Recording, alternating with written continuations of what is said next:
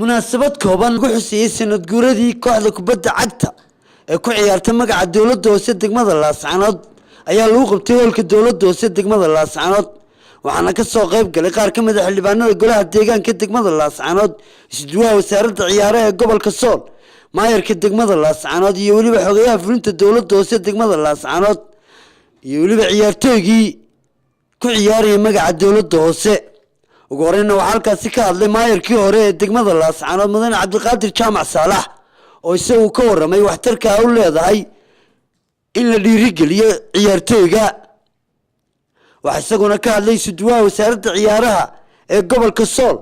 iyo waliba qaar ka mid ah xildhibaanada golaha deegaanka degmada Laascaanood markaan u soo noqdo kooxdan dawladda hoose run ahaantii waa koox sida uu sheegay kabtankeeduba waa koox ku jirta kooxaha gobolka ugu sareeya waa koox run ahaantii aad marka loo madasha looga hadalhayana waxa quriga lagu xantaayay koox kubadeed aad ku qanacnayso xagga ciyaarta aad bay inta badan laakiin xagga nasiibka marmar naga yara hiliyaan ma laakiin xagga ciyaarta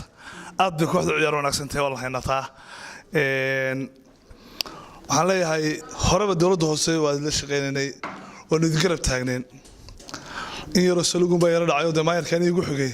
xogaa social business sportigu mu fahansaneen taana raali gelin baan idiga siinadana golaha deegaankana balse laakiin waxaan leenahay maanta maayarka kale saaxiibkaynu xanaamisanahay bartii aan ugu andhigayno ka sii wada doono waxa weeye horta marka ugu horeysa nabadgelya la rabaa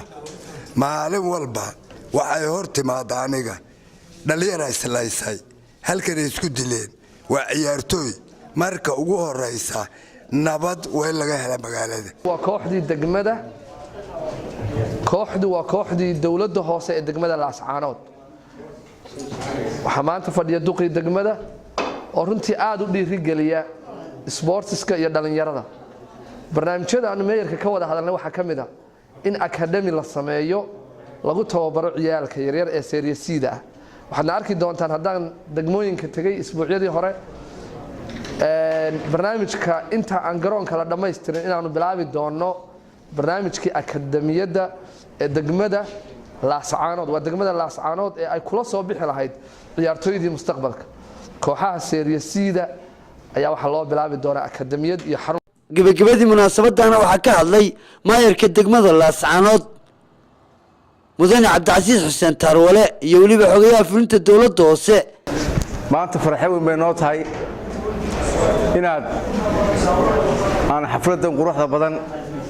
idin kala soo qayb galno iyagoo muddadan halkan joognay dhalinyarada sportiga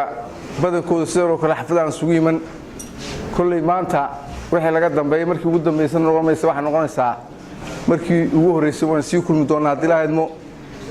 aad iyo aad baan idin soo dhaweynaynaa aad iyo aad baan idin hambalyeynaa kooxdana waxaan rajeynaynaa inay sii guulaysto hadba hadal badan uga bixinay waxa weeyaan garabkiinaanu taagan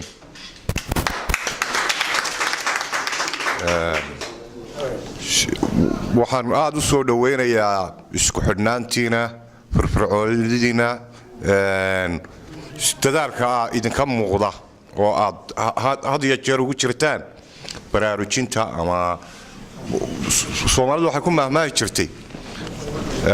jirka fayowba maskaxda fayow ku jirta dadka caafimaadka qaba ee maskaxda caafimaadka qabta waa Barkad Cumar Axmed warbaahinta qaranka Jamhuuriyadda Soomaaliland Laascaanood